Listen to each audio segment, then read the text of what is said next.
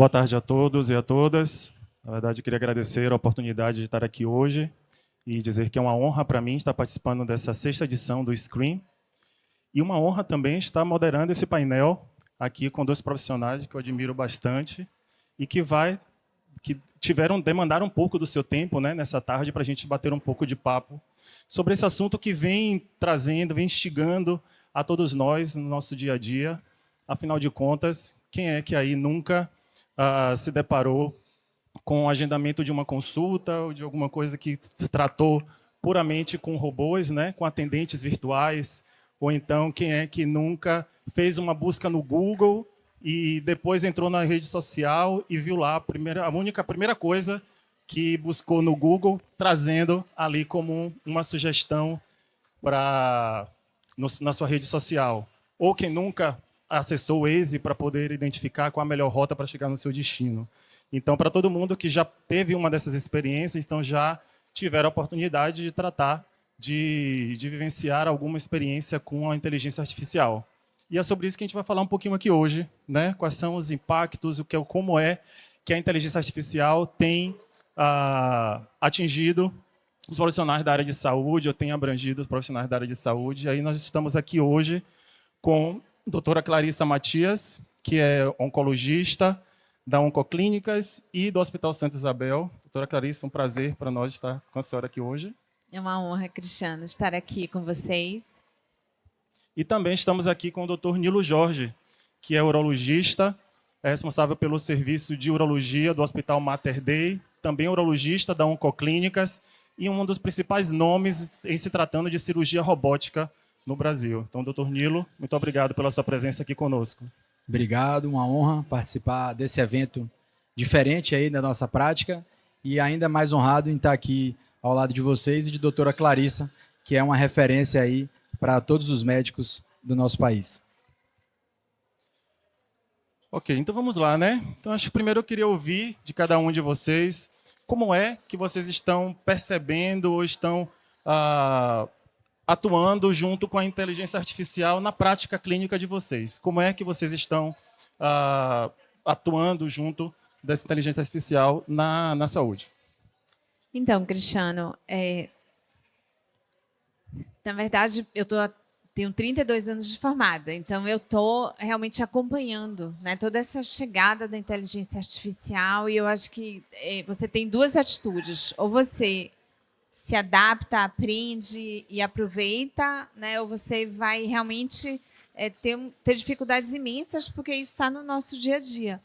Então, dentro da medicina, nós temos oportunidades incríveis para aproveitarmos da inteligência artificial através da criação de algoritmos, né, da criação de vias de identificação de nódulos, de melhoria de patologia, de melhoria de dados, né, para você poder analisar os indivíduos como população.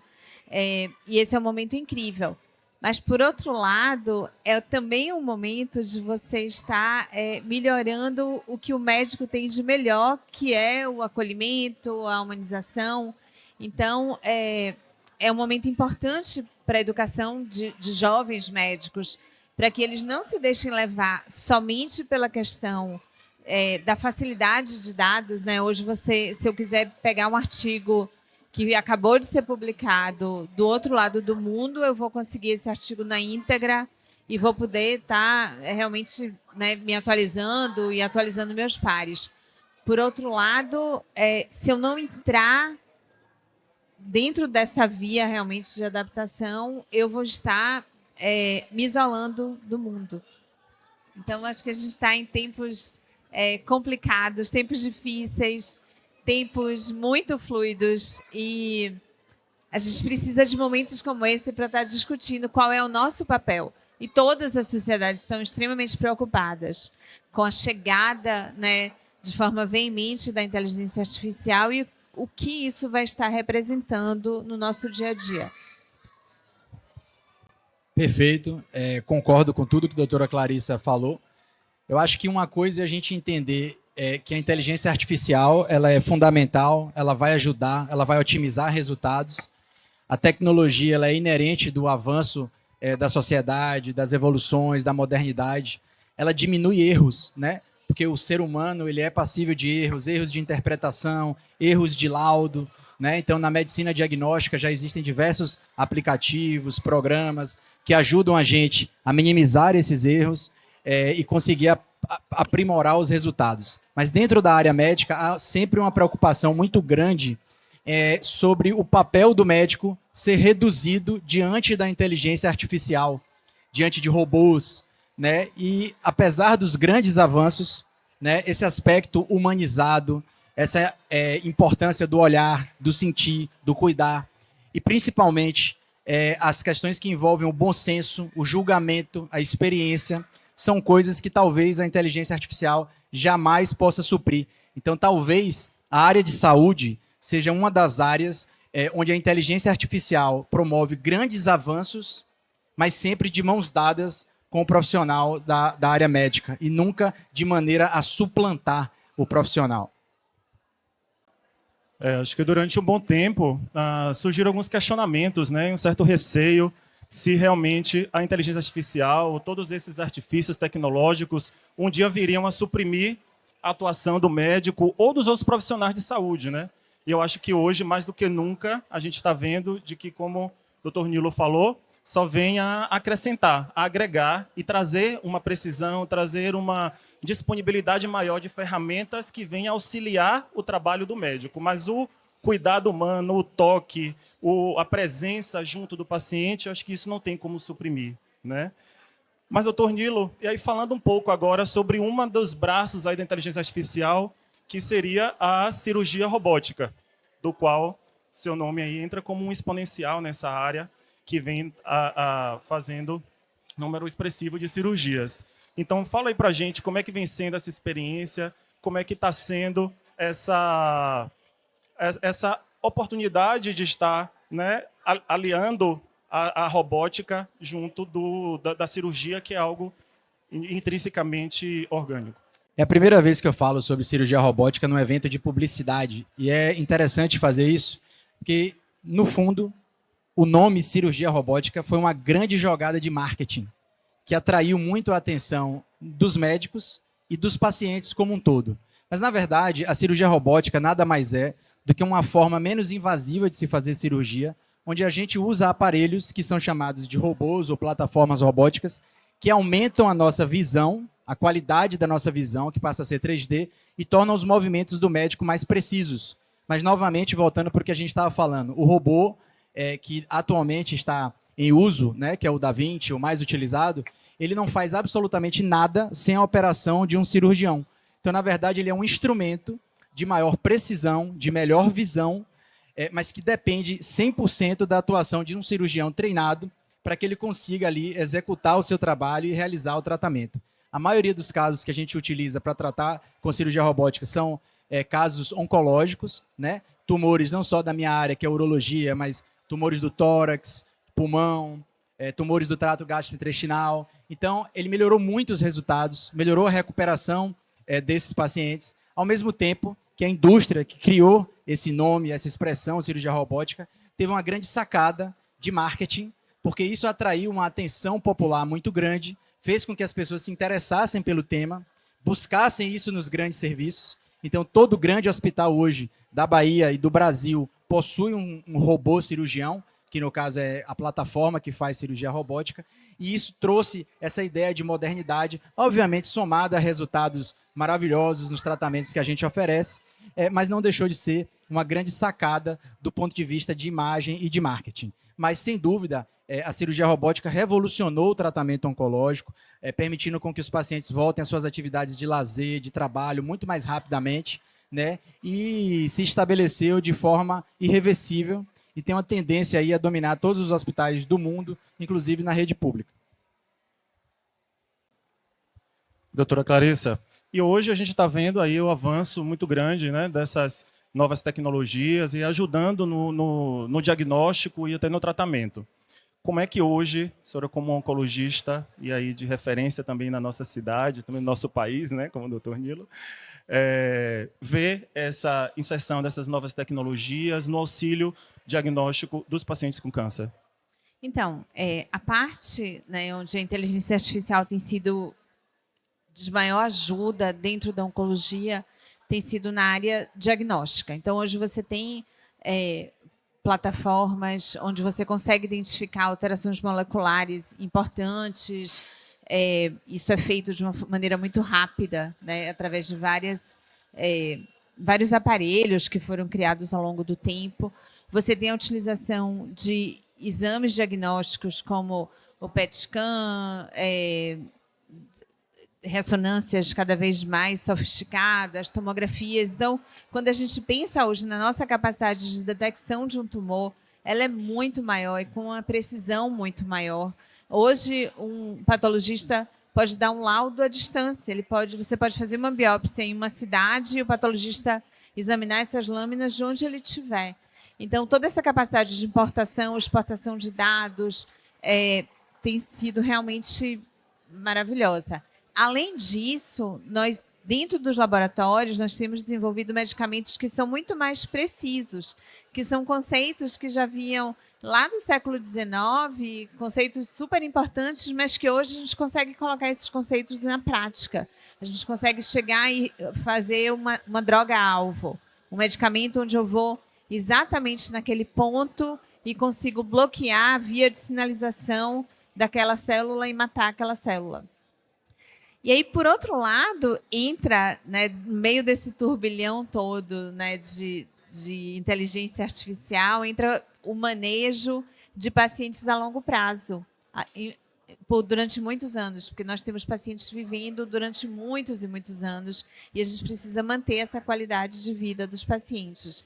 Então, é incrível como você vai de um polo ao outro, ao mesmo tempo onde você está saindo dos laboratórios, entrando nos consultórios e transformando a vida dos pacientes para que você consiga aumentar os anos de vida daquele paciente, você precisa, por outro lado, se preocupar com outros fatores, inserção em mercado de trabalho, reinserção em mercado de trabalho, sexualidade, espiritualidade, convivência familiar, depressão. Então, é um momento muito paradoxal e a gente tem discutido muito sobre isso. E aí, também pegando o gancho pela fala final do Dr. Nilo, e como é que vocês estão vendo a abrangência dessa ação, dessa atuação da inteligência artificial nos órgãos públicos? O serviço público está preparado, ele já vem sentindo, já vem também sendo beneficiado com isso? Como é que está essa atuação nos serviços públicos diante do que você imagina? Eu vejo, por exemplo, num evento de publicidade como esse, né, a oportunidade do pessoal que trabalha com marketing fazer com que a população tenha conhecimento que existem ferramentas diagnósticas, terapêuticas, altamente avançadas, modernas e capazes de ser um diferencial na vida de diversas pessoas. Somente tendo conhecimento que essas tecnologias existem é que a população pode pleitear, junto a nossos governantes, aos nossos administradores, as evoluções que são tão necessárias no sistema de saúde. Eu atuo em 2 serviços públicos aqui na Bahia, as Obras Sociais Irmã Dulce e o Hospital Municipal, né? E são excelentes serviços que já evoluíram e já têm muita tecnologia aplicada à sua prática médica, mas sem dúvida nenhuma ainda carecem de muitos investimentos. No que tange, por exemplo, a cirurgia robótica, nós só temos acesso à cirurgia robótica em pouquíssimos serviços públicos no Brasil. Alguns lugares em São Paulo, no interior de São Paulo, no Rio Grande do Sul, mas no Nordeste ainda não temos. Hoje a gente está escrevendo um projeto junto ao Hospital Irmã Dulce para submeter a um programa chamado PRONON, para buscar um financiamento do governo federal para a gente estar disponibilizando cirurgia robótica na rede pública, porque a gente entende que essas tecnologias elas devem ser acessíveis a toda a população. Mas o que realmente vai mudar isso no que tange a cirurgia robótica é o fato de que a patente da venda do robô foi quebrada, né? E a empresa que produziu sozinha o robô durante 22 anos agora tem concorrentes de peso, como a Google, como a Johnson, que estão produzindo robôs cirurgiões. Os chineses, por exemplo, lançaram esse ano um robô que é a cópia do robô que se consagrou. E há exatamente 24 horas atrás, a gente teve a primeira telecirurgia do mundo realizada na China, feita por um brasileiro chamado Márcio, um chinês e um americano. Cada um em uma cidade diferente, em um país diferente, operando o mesmo paciente numa cidade chinesa. com essa plataforma robótica nova. Então, a telecirurgia, que já é uma evolução da cirurgia robótica, respondendo a sua pergunta e fazendo um gancho sobre a acessibilidade dos tratamentos, vai ser uma forma de democratizar o acesso. A gente vai conseguir com que grandes cirurgiões, com grandes expertises em cirurgia robótica, consiga proporcionar um tratamento de ponta em diversos lugares, os mais remotos do mundo. A gente consegue colocar um robô desse na África e permitir com que um cirurgião fantástico do Brasil ou dos Estados Unidos consiga realizar uma cirurgia de alta complexidade. Então eu vejo com muito otimismo, o custo sempre vai ter um peso importante, né? Mas com a quebra da patente a gente tem livre mercado, competição e a tendência é isso cair e se tornar mais acessível às pessoas. E na área de oncologia, você acha que esse acesso também já está atingindo um público maior e que a inteligência artificial e esses meios tecnológicos também está chegando na população? Então, infelizmente, né, todos esses medicamentos mais novos, drogas-alvo, imunoterapia, são tecnologias que ainda não estão disponíveis fora de pesquisas clínicas. Então, uma das coisas que nós temos trabalhado bastante é para fomentar a pesquisa clínica, porque é uma maneira de você trazer essa realidade para dentro de países como o Brasil, onde nós sabemos fazer pesquisa clínica, nós temos essa expertise e a gente consegue, com isso, democratizar. Como o Nilo falou super bem, essas quebras de patente, essas perdas, né, de patente ao longo do tempo, elas vão fazer com que esses medicamentos e essas tecnologias consigam chegar à população de uma forma melhor.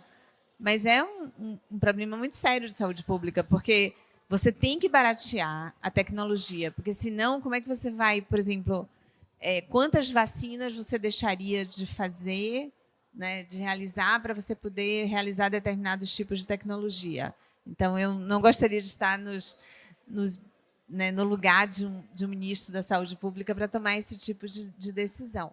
Então, a gente realmente tem que pensar nesse tipo de acessibilidade populacional, de uma maneira onde você não vá deixar de fornecer serviços básicos de saúde que em países como o Brasil, infelizmente, nós ainda temos uma carência grande.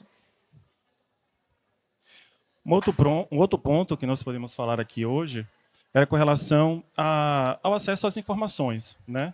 Hoje a gente tem aí o cenário da saúde como um cenário onde tem uma vasta disponibilidade de dados, de informação, mas tudo muito separado, tudo muito sem se conversar.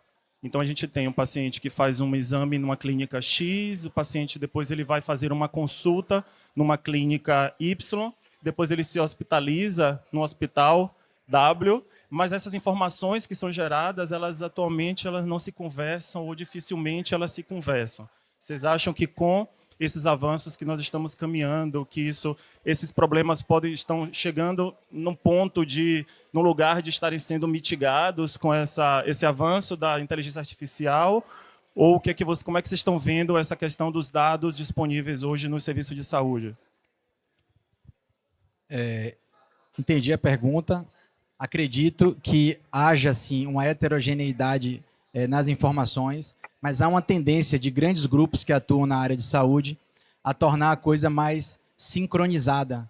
O Grupo Oncoclínicas, por exemplo, é um exemplo de um grupo que desenvolveu uma coisa chamada linha de cuidado, onde o paciente oncológico ele tem uma tendência a ser assistido de maneira integral e os exames e os procedimentos são todos monitorizados de alguma forma por um tipo de assistente a esse paciente, para que os médicos que atuem no caso dele consigam se comunicar de maneira adequada, obter as informações de maneira célere, né? Então, sem dúvida nenhuma, a inteligência artificial e os avanços tecnológicos estão diminuindo esse tipo de gap, esse tipo de problema, onde as informações eventualmente possam estar desencontradas e isso possa, de alguma forma, prejudicar os pacientes. Só para finalizar minha fala sobre informações e medicina, né? A Aline estava ali perguntando para falar um pouco sobre fake news dentro da medicina, etc. E a urologia, que é minha área, é campeã de fake news e venda de tratamentos milagrosos na internet, né? Se você procurar saber hoje, por exemplo, quais são as informações mais buscadas no Google na área da urologia, elas dizem respeito a tamanho de pênis, ejaculação precoce e impotência sexual. E aí é que mora um grande problema, porque as informações vendidas sobre esses temas que mexem com sexualidade, vida sexual, são, na esmagadora maioria das vezes, falsas. Você encontra agora no YouTube mais de 10 vídeos falando sobre como aumentar o pênis, e, no entanto, não existe uma técnica estabelecida e validada pela medicina séria que demonstre que haja esse tipo de benefício de forma cirúrgica. Né? Então, a gente tem que ter muito cuidado com a qualidade de informação que os pacientes coletam, porque o paciente é facilmente enganado quando ele está numa situação de fragilidade, com autoestima comprometida. Né? E quem trabalha com marketing, quem trabalha com imagem, tem que ter um compromisso não só em vender informação, mas vender informação de qualidade, que é o que vocês fazem quando chamam profissionais que entendem do que estão falando para vir aqui hoje trazer um pouquinho, né, de informação dentro da nossa área. Perfeito. E na oncologia, como é que você tem visto isso aí com esses avanços das fake news e com toda a disponibilidade que a gente tem de informação hoje? Como é que você tem visto isso? Então, na oncologia, o problema é extremamente sério também. Então, você tem... eu sempre falo para os pacientes que se você tem uma pessoa de sua família com um câncer avançado, né, se nós dissermos, olhe, lá na faixa de Gaza tem um tipo de areia que, se você for lá, seu paciente vai melhorar. Ele faz isso, ele se expõe a qualquer tipo de perigo e a qualquer tipo de toxicidade financeira para buscar, né, esse remédio. Então, é preciso muita responsabilidade, muito cuidado para que você trate essas informações. Recentemente, nós tivemos o caso da fosfetanolamina, que foi um escândalo. Né? Inclusive, tem um artigo super bom da época do presidente da Sociedade Brasileira de Oncologia, chamado Phosphogate. Então, escândalo da fosfetanolamina. Por quê? Porque é um medicamento que não tinha nenhum tipo de estudo clínico sobre ele. Ele foi vendido como um medicamento extremamente eficiente. E aí foi necessário um estudo prospectivo, feito de uma maneira muito séria na USP, para mostrar que isso não era verdade. Mas, de vez em quando, Cristiano, isso retorna. Então, voltam os vídeos, voltam, né, toda aquela celeuma. Então, é preciso que se busque informação em sites, em abrigos dentro da internet, que você realmente saiba que são confiáveis. Por exemplo, existe um site chamado Oncoguia, que é um site de informação para o paciente, que é extremamente confiável. Existe uma curadoria dos assuntos que vão ser colocados ali. Existe uma diretoria científica, da qual, inclusive, eu faço parte. Então, é preciso que o paciente e seus familiares não sejam ludibriados por informações falsas, porque isso pode levar a um desgaste emocional e um desgaste financeiro extremamente importante. E aí nós estamos falando muito sobre ferramentas para auxílio ao diagnóstico, ao tratamento, que são utilizadas nos hospitais pelos profissionais de saúde. E o lado do paciente? Você acha que o paciente já consegue perceber essa mudança, esse avanço tecnológico que a gente está vivendo, esse momento todo de transformação digital? Como é que vocês veem isso ou têm tratado disso junto com o paciente? Então, eu acho que o paciente hoje, eu estava inclusive conversando durante uma consulta, que o paciente, né, de 30 anos atrás era aquele paciente que chegava com uma certa ingenuidade na consulta. Hoje é um paciente que já chega com um conhecimento de causa, inclusive, sobre o médico, sobre a instituição onde ele está. Doutor Google, né? Tá aí. Doutor Google. Então, mas é preciso ter muito cuidado, né, com esse acesso a essas informações. Então, essa curadoria por parte do paciente, ela é extremamente importante. Porque, da mesma maneira, onde você pode se beneficiar, né, por você procurar nos locais corretos, você pode ser ludibriado por informações enganosas, né? O CRM, o CFM, o Conselho Federal de Medicina, tem realmente tentado fiscalizar, mas é quase impossível você fiscalizar a quantidade de médicos, a quantidade de propagandas, a quantidade de postagens que são colocadas, né, diariamente em todos os locais.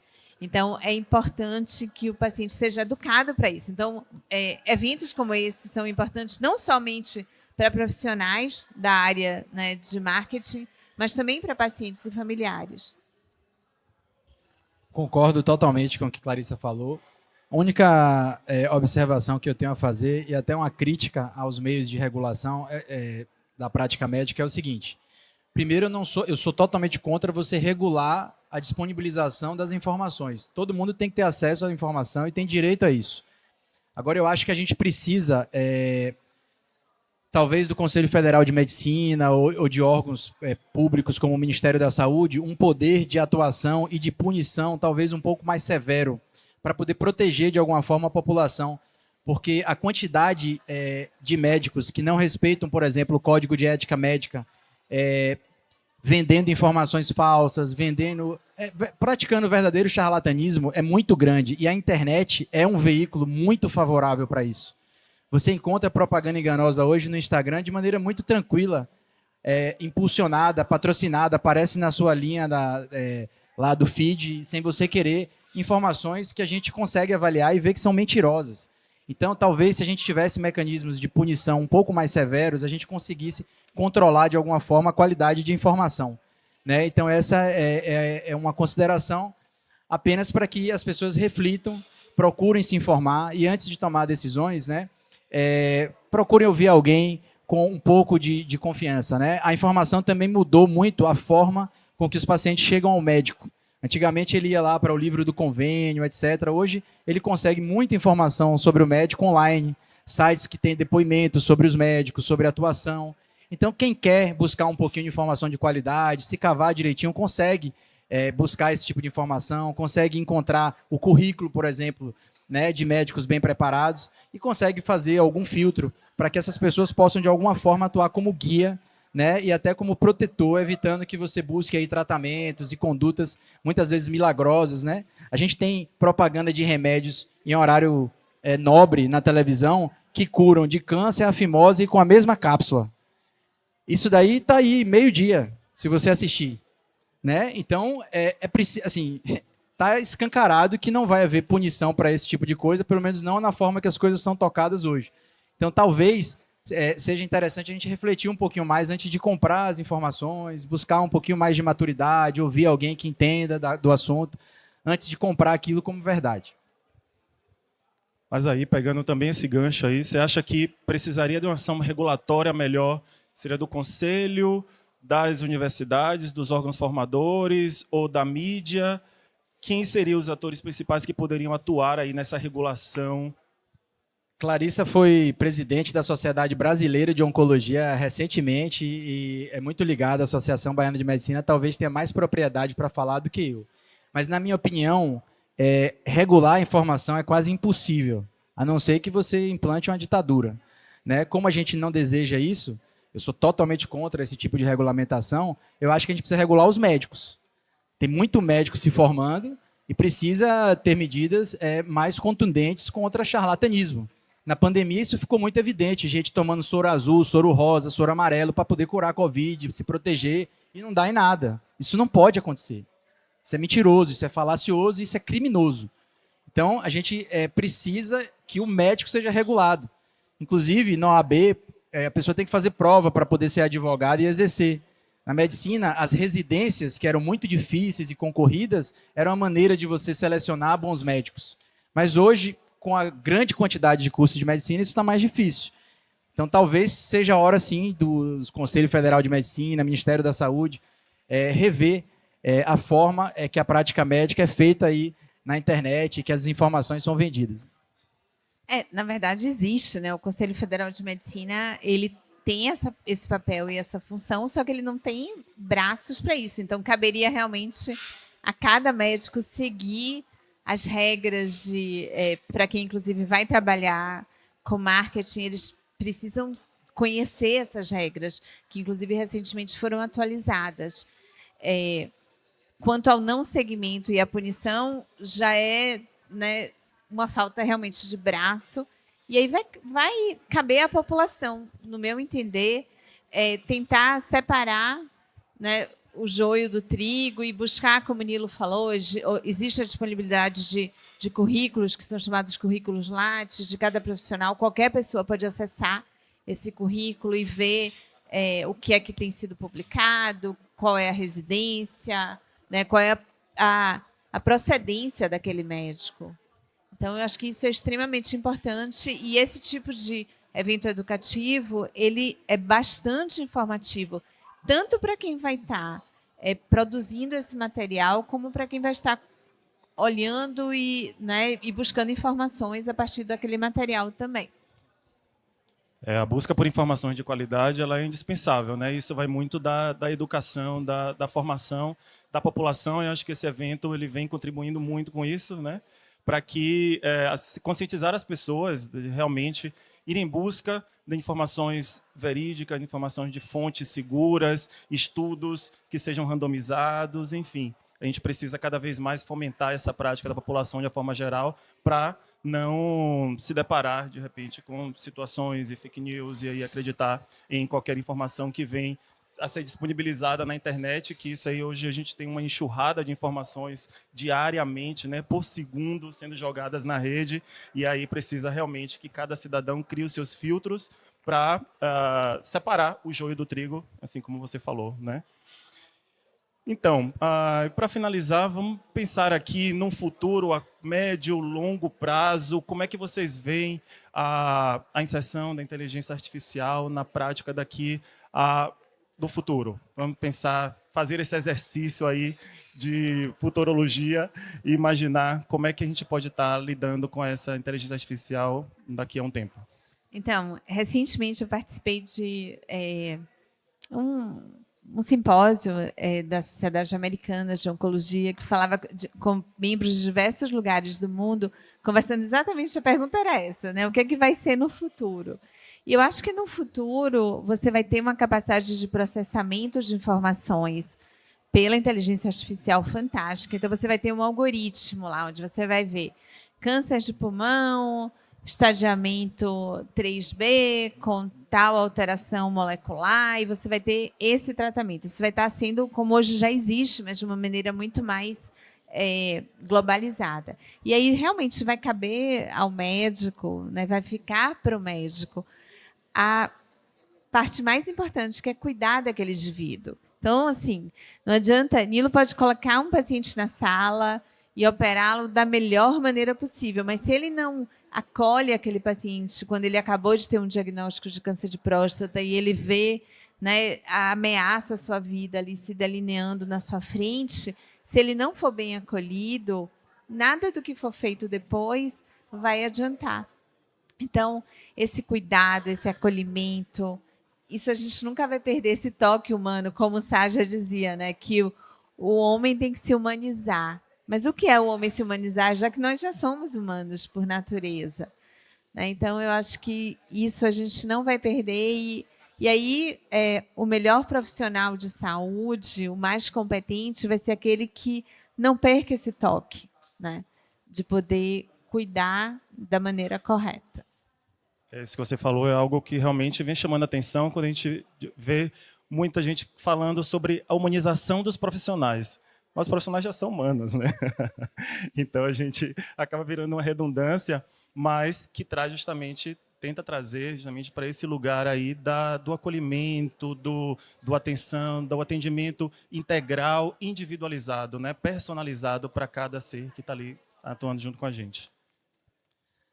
Minhas considerações finais, né? Então, primeiro eu queria dizer assim, a tecnologia, a inteligência artificial, ela é inevitável. E em medicina, você está sempre tentando otimizar resultados. A doutora Clarissa sabe muito bem que existiam tumores, né, que ela, no passado, tinha muita dificuldade em curar e que hoje ela consegue curar. Isso é fruto de tecnologia, de estudo, de pesquisa clínica, de avanços. Então, a tecnologia é inevitável, ela tem melhorado o resultado de todos os médicos. Eu gosto de brincar dizendo que a cirurgia robótica pegou o cirurgião que era péssimo e transformou num cirurgião regular, o cirurgião que era bom e transformou num cirurgião fantástico, né? Mas, há muito tempo atrás, Gilberto Gil escreveu a música do cérebro eletrônico, né? E ele disse, o cérebro eletrônico faz tudo, faz quase tudo, mas ele é mudo, né? Só eu posso pensar se Deus existe, só eu. Então, o que é que ele estava dizendo para a gente? Que a gente pode ter muito avanço tecnológico, mas o papel do ser humano, ele nunca vai ser prescindível, ele nunca vai ser dispensável. Quando eu entro para fazer uma cirurgia robótica, se eu não entrar com vontade de curar, com força, com garra, com vontade de fazer o meu melhor, sabendo que aquele paciente ali é pai, é avô, que aquele paciente tem parentes, tem pessoas ali que estão rezando por ele, talvez isso impacte negativamente no meu resultado. Então, o verdadeiro médico, bem-sucedido, que tem bons resultados, ele vai ser aquele que consegue unir essa tecnologia com esse coração, com esse lado humano que a gente não pode deixar de perder, mesmo com todo o avanço tecnológico. Bom, então, vocês querem fazer mais alguma consideração? Acho que conseguimos, o Dr. Nilo conseguiu aqui trazer até um pouco de letra de música, de poesia, e musicar um pouco. Então, eu queria agradecer a vocês pela oportunidade de estar aqui com a gente discutindo um pouco sobre a questão da inteligência artificial na saúde. Doutora Clarissa, muito obrigado pelo seu tempo, muito obrigado por estar aqui conosco. Eu gostaria de agradecer de forma especial, né, a produção do Scream, agradecer de forma especial a Aline Lazar, que teve essa visão, né, de incluir a medicina dentro dessa seara, e dizer que eu acho que é por aí, assim, eu acho que são conversas entre disciplinas como essas que vão fazer com que o futuro seja melhor, que o futuro vai ser melhor, tem que ser melhor. Tem que ser melhor, né? Obrigado aí a todos, uma honra estar aqui com vocês, com a doutora Clarissa. Sem dúvida nenhuma, a gente está na era onde marketing, imagem e medicina e saúde estão mais unidas aí em todos os tempos, né? E sem dúvida, se for uma união aí com racionalidade, com boa vontade, boas intenções, pode dar frutos aí muito bons. Parabéns aí pela iniciativa.